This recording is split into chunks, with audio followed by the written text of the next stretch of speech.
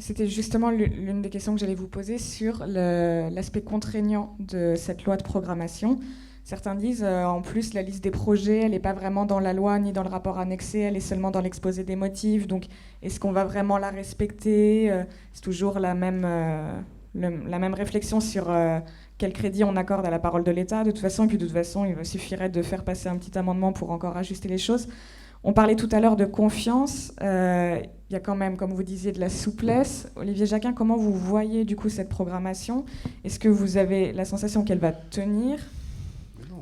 Mais non, elle tient. Mais non, ça marche pas comme ça. Ça marche pas comme ça la vie. Une loi peut réécrire une loi précédente. Et non, mais il faut approcher. Ceux qui ont déjà géré un budget public savent la nécessité de la globalité budgétaire. Si on rigidifie tout, on n'a plus de marge de manœuvre, et puis on fait une économie déconnectée du réel qui ne s'adapte plus.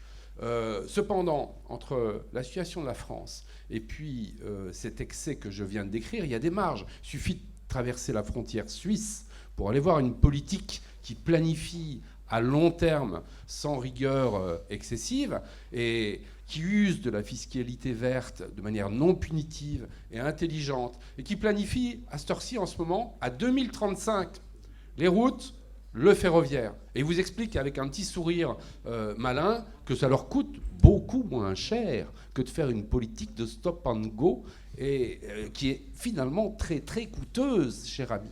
Et ils vous le disent comme ça, ils ont raison. Mais pourquoi je vous dis que cette loi de programmation ne tiendra pas? Parce que la vie, elle est plus compliquée que la programmation, elle est prévision. Donc moi, je peux comprendre qu'on rebouge les choses, sauf qu'on est à la ramasse complet en France. Quand on voit l'état des canaux français, petit gabarit, j'en parle même pas, mais même le grand gabarit, ça fait peur, par exemple.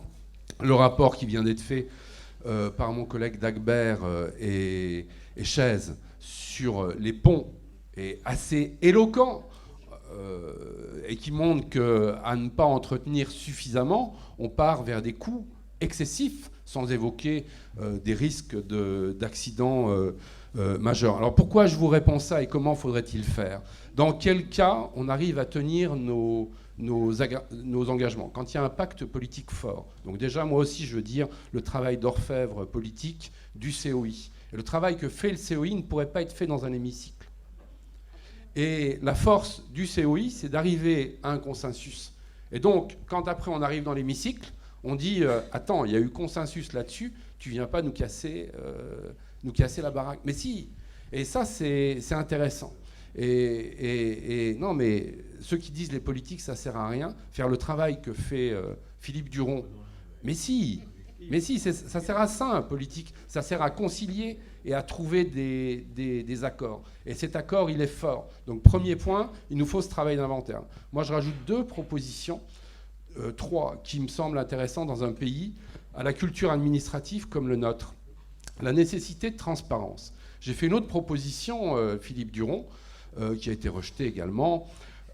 C'était de dire que le COI pourrait produire un autre chiffre, celui en deçà duquel il ne faut pas aller en matière de dépenses publiques, sinon on a une dégradation du service et ou du patrimoine. Par exemple, appliqué à VNF, ça nous intéresserait que le Parlement, donc les citoyens, soient informés du niveau de dépenses, mais vraiment minimum. Sinon, à force de tirer sur la corde, ça pète. Imaginez... Est-ce que le minimum, c'était pas le scénario 1? Imaginez... Non, c'est une autre information, ça, Camille. Excusez-moi, c'est une autre information. Imaginez qu'il y a 30 ans, quand on a décidé de se payer un des plus beaux réseaux de TGV du monde, et qu'on a mis donc SNCF dans une injonction paradoxale insupportable, ils ne pouvaient pas tout faire, les gars, puisqu'on leur disait avec moins d'argent. Si on nous avait dit, voilà, la facture à la fin sera celle qu'on découvre en ce moment, vous aurez peut-être pour moins d'1 million de voyageurs jour un super réseau de trains de grande qualité qui vous fait aller très très vite, mais à côté de ça, le réseau ordinaire, le RER, il ne sera peut-être pas dans le même état. Et on aurait eu cette information. Donc premier point, transparence, ça me semble dans une démocratie essentielle. Deuxième point, décentralisation.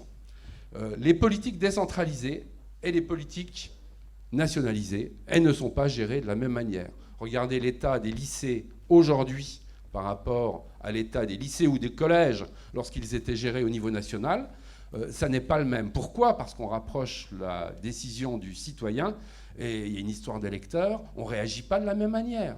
Alors peut-être qu'en coût complet, total, c'est plus cher, ça, je demande à voir, le coût sociétal de l'éducation d'aujourd'hui par rapport à celle qu'on a pu connaître il y a quelques décennies, mais des politiques décentralisées eh bien, gèrent les choses d'une manière nettement plus qualitative. On l'a vu sur le réseau routier national, la part du réseau routier qui était transférée au département. La dépense publique a peut-être augmenté, mais c'est en meilleur état. Et ça, je pense que c'est une autre piste extrêmement intéressante pour un pays comme le nôtre, avec la troisième idée, un amendement qu'on a porté, mon groupe, avec succès. Alors, il a été retoqué parce qu'il était marqué socialiste et il a fallu... Mais si, il faut le réécrire dans le cas. Mais on s'en fout parce que ce qui compte, c'est que l'idée, elle gagne. Mais si, c'est comme ça que le pays, il avance. Et on a écrit un amendement sur la société de projet. Alors, il était écrit dans des versions précédentes du texte, appliqué à Canal Seine-Nord. Moi, j'en ai écrit un volontairement utopique et d'appel qui visait sur le sillon lorrain, où on a une problématique nord-sud de Luxembourg à Nancy qui est très simple. Ça part du nord au sud, à ne pas vouloir raisonner sur seulement la route, mais associer les différents modes de transport. Donc, faire une société de projet qui permette de financer, d'investir et de faire fonctionner les différents modes de transport sur ce corridor avec un espèce de contrat d'axe. Et mon collègue Éric Kérouche l'a réécrit autrement, d'une manière plus proche de ce qui était fait pour Canal Seine-Nord, juste sur l'investissement. Et le gouvernement l'a réécrit à l'Assemblée avec une société de projet très contrôlée par l'État, avec un niveau d'investissement très élevé à 1 milliard d'euros. Une société de projet, c'est l'idée de lier les différents partenaires dans un pacte d'investissement. Voilà différentes pistes concrètes et réalistes. Réaliste parce que moi je suis plutôt planificateur et je rêverais d'un modèle à la Suisse plus, mais je constate que la culture administrative et politique française ne nous permet pas de l'avoir. Et ce serait donc un moyen de le contourner. Vous voyez ce que je veux dire ? Bérangère Abba, vous n'aviez pas l'air tout à fait d'accord. Peut-être simplement, oui, effectivement, vous rejoindre sur le fait que on a besoin de mesurer le coût sur nos infrastructures de l'absence de crédit et d'entretien, de régénération. Et je crois que si on veut d'ailleurs se donner une bonne photographie du résultat et de ces difficultés qu'on connaît aujourd'hui, on n'a qu'à observer le quinquennat précédent. Je crois que la situation des infrastructures que nous connaissons aujourd'hui est le résultat aussi de ce manque cruel de crédit et d'investissement dans les infrastructures. Non, simplement j'observe la situation dans laquelle on arrive aujourd'hui. On a effectivement un gros problème d'infrastructures à régénérer. Mais non, mais je vous réponds. Et je vous réponds de la même façon que cette proposition qui est faite aujourd'hui au travers de la LOM au Parlement d'examiner et de s'exprimer et de donner son opinion sur la programmation des infrastructures, c'est assez récent et suffisamment notable pour le saluer, il me semble. Juste un point aussi. Moi, je trouve que c'est pas logique. Vous dites que on va pas y arriver avec cette loi.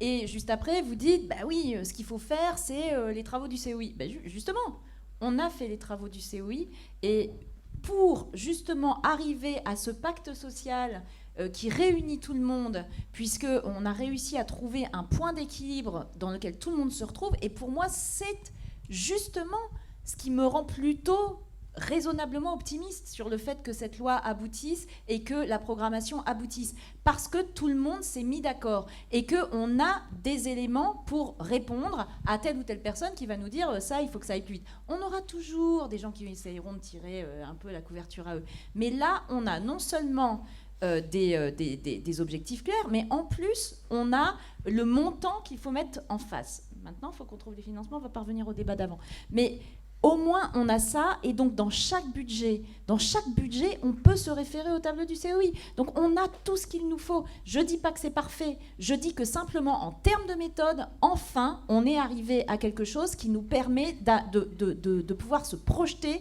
concrètement et dans un équilibre de territoire. Ça faisait des années qu'on ne l'avait pas eu. La commission Duron, la Mobilité 21, avait essayé déjà de lancer ces perspectives-là, mais on n'avait pas donné suite. Et moi, dans le précédent quinquennat, j'étais dans la majorité, je l'assume complètement, mais déjà dans le précédent quinquennat, je disais on a besoin d'une nouvelle LOTI. Et d'ailleurs, à la fin du quinquennat, ça avait infusé, et le Premier ministre de l'époque, Valls, avait dit oui, c'est vrai qu'il faudrait une LOTI. Et bien là, il ne faudrait pas, elle a été faite, et donc elle n'est pas parfaite, mais au moins, enfin, on a quelque chose. Je voudrais réagir. On n'est pas sur le même niveau. La question, c'était est-ce qu'une loi de programmation financière en France, ça tient ? J'ai donné ma réponse. Après les travaux du COI, on en pense la même chose, du bien. Simplement, le scénario 2, il coûte 15 milliards. Ce qui est retenu dans le scénario 2, c'est 13,7 milliards, et nous ne les avons pas. D'accord ? C'est ça que je viens de tenter de dire. C'est indispensable d'avoir cette base financière et de programmatique, mais on n'a pas les euros en face en ce moment. Puis j'ai pas envie de faire ce petite politique de ping-pong gauche-droite qui n'est pas intéressant. Je pense qu'à TDIE, on regarde... Mais si, parce que je vais vous faire moi aussi le couplet hollandais de vous dire que les mobilités du quotidien, ça vient du mandat précédent, ça vient déjà du travaux du COI, on a évolué, mais ça va pas faire, c'est pas intéressant pour demain. Ce qui nous intéresse, ben oui, ce qui nous intéresse, c'est de regarder demain et de se donner les moyens. Je suis par exemple, avec vous, Barbara, certainement très favorable à l'idée d'un grand emprunt, et ça a été un de nos premiers amendements. On a su faire un grand emprunt pour sauver les banques et tomber dans les ratios européens. Là, je pense qu'il y a moyen de penser de cette manière-là. Les infrastructures, ça doit se financer à long terme. Moi, quand j'étais pour mes études agricoles, de gestion agricole, on m'avait expliqué ça. Tu ne finances pas avec du court terme la même chose que quand tu achètes un tracteur, tu ne le finances pas de la même manière que quand tu achètes un sac de semences, quoi. Voilà. On me dit que c'est complètement dépassé comme raisonnement. Pas forcément. Moi, je suis riche parce que j'ai toujours dépensé moins que ce que je gagne. Tu vois ? Très bien. Je vais avoir le rôle très ingrat de recadrer ce débat, parce que je sens que sinon on peut rester jusqu'à 22h. Michel Vullien, vous vouliez dire quelque chose. Ensuite, Louis Nègre, qui, comme ça, amorcera la conclusion de Philippe Duron. Ah, c'est parfait. Si ça va à tout le monde. Voilà. Vous allez voir la conclusion. Moi, ce que je voulais ajouter, et je suis comme Barbara, raisonnablement optimiste, parce que dans cette nouvelle loi, saluons quand même que la LOTI, elle a duré plus de 30 ans. Donc je pense que cette loi, nous, on sera obligés de la revoir beaucoup plus rapidement parce que les choses évoluent et que les technologies évoluent beaucoup plus vite qu'il y a 30 ans en arrière. En revanche, je pense que ce qu'il faut saluer de très positif, c'est le fait qu'il n'y ait plus, enfin ce qui est souhaité, qu'il n'y ait plus du tout de zone blanche qui soit en dehors du champ d'application des transports publics. Et se dire qu'à un moment donné, cette solidarité qui est réclamée pour l'ensemble de la France, l'ensemble des Français, qui correspond finalement très bien à ce qu'on a vu dans les revendications de nos amis avec des gilets jaunes, c'était de dire on se sent oublié, on se sent perdu, on a cet étalement urbain qui fait que pour X motifs, on est allé habiter plus loin, et finalement on se rend compte maintenant que ça nous coûte beaucoup plus cher parce qu'on n'a pas de transport public notamment, de se dire là, les territoires vont pouvoir être dotés, alors là encore on en revient à l'aspect financier, et j'ajouterais à l'aspect ingénierie. Parce qu'à un moment donné, les endroits où il n'y avait pas les techniciens voulus, il faudra bien aussi trouver les compétences professionnelles pour pouvoir amorcer, et peut-être avec des pistes nouvelles, avec des idées nouvelles. Mais je pense qu'il faut quand même se dire que cette loi a le grand mérite de regarder l'ensemble de la France, pas que les métropoles. Moi, je suis issu d'une métropole, mais Dieu sait si les 59 communes de cette métropole ne sont pas forcément au même niveau de service, même si on s'y est ingénié au fil des ans. Et je crois que c'est cela qu'il faut d'abord retenir pour l'ensemble des Français. Après, cette question de financement, il va falloir la voir au fur et à mesure, et peut-être pas dire il faut la vision du financement sur 30 ans, ou même sur 10 ans. Déjà, si on a une programmation au moins sur 3 ans, de se dire voilà comment on peut aboutir, et non pas faire des blocages. Le pire qui pourrait nous arriver, c'est que la CMP se bloque en disant il n'y a pas l'argent, donc on ne vous donne pas le feu vert pour avancer. Ce serait le pire des scénarios. Mais je suis persuadée qu'on n'arrivera pas à ce scénario-là. Louis Nègre. Deux choses. La première, c'est qu'une loi de programmation financière existe déjà, notamment en France et notamment dans le domaine militaire. Donc, moi, quand on me sort l'annualité financière chaque année, oui, je veux bien, mais on sait déjà faire ça dans d'autres domaines. Donc, faisons la même chose et on sera très bien. La deuxième, c'est qu'on a parlé de confiance dans le politique, et tu as raison, Olivier, le politique, c'est important. Alors, je me suis amusé à regarder un tout petit peu ce qu'a fait l'Assemblée nationale.